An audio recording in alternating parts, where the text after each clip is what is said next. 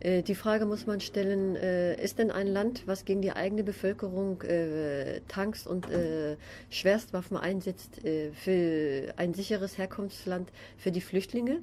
Ich glaube nein.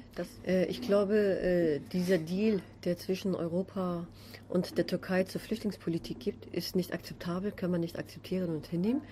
Es kann nicht sein, dass man auf der einen Seite einen Deal mit der Türkei eingeht, aber auf der anderen Seite die Menschenrechte in der Türkei mit Füßen getreten werden, dass dort Menschen, die andersweitig denken, in Gefängnissen kommen, dass Journalisten festgenommen werden, dass Akademiker festgenommen werden, dass die Repression gegen alle Menschen in diesem Land angegangen wird und dass man nur stillschweigend zuschaut, ist es nicht so.